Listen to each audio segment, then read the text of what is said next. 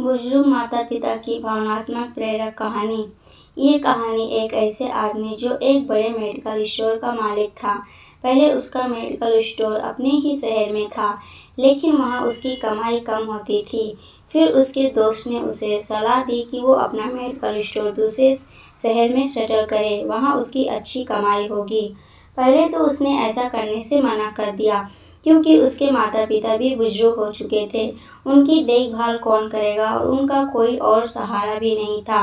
लेकिन बाद में उसने अपना मेडिकल स्टोर अपने शहर से दूर दूसरे शहर में सेटल कर लिया। मेडिकल स्टोर दूर होने के कारण वो रोज़ अपने घर नहीं जा पाता था। मेडिकल स्टोर काफ़ी बड़ा था। शहर का सबसे बड़ा मेडिकल स्टोर वही बन चुका था। जो दवाई और कहीं नहीं मिलती थी, वो भी उस मेडिकल स्टोर पर ज़रूर मिल जाया करती थी। काफ़ी कमाई भी होने लगी। स्टोर पर हमेशा कई नौकर काम करते रहते थे।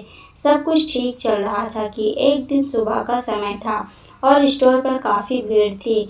लोग लाइन में खड़े थे और इन्हीं लोगों में एक बुजुर्ग महिला लाइन से थोड़ा अलग होकर पास में एक पेड़ की छाया में खड़ी थी। स्टोर मालिक की नज़र उस महिला औरत पर पड़ी, जिसे देखकर ऐसा लग रहा था कि वो भी कोई ज़रूरी दवाई लेने आई हो।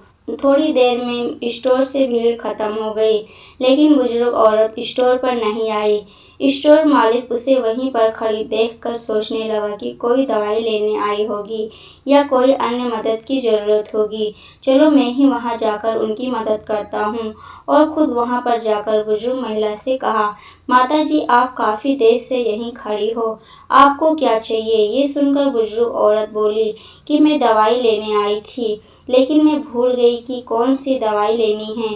फिर थोड़ी देर बाद बुजुर्ग महिला बोली कि हाँ, अब मुझे याद आ गई।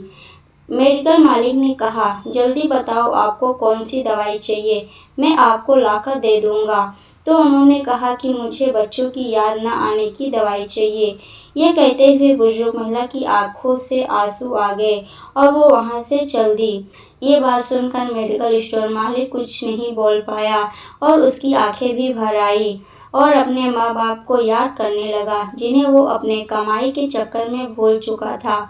उसे भी समझ आ गई कि माँ बाप अपने औलाद के लिए कितना तड़पते हैं और उसने फैसला किया कि मेरी कम ही कमाई क्यों ना हो, अब मुझे अपना मेडिकल स्टोर अपने ही शहर में करना है, जहाँ से मैं रोज़ शाम को अपने माता पिता के पास जा सकूँ। इस कहानी से सीख मिलती है कि हमें अपने माता पिता की देखभाल करनी चाहिए।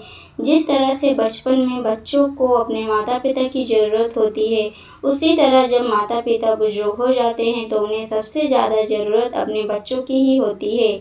इसलिए अपने माता पिता के पास रहें, उनकी सेवा करें, क्योंकि ज़िंदगी में केवल एक बार ही उनकी दुआएं लेने का मौका मिलता है। अगर एक बार वो इस संसार से चले गए तो फिर कभी वापस नहीं आएंगे। दोस्तों, इस कहानी के बारे में आपकी क्या राय है, कमेंट करके ज़रूर बताइएगा। और आपको ये कहानी अच्छी लगी हो तो लाइक, शेयर और चैनल को सब्सक्राइब करना मत भूलना।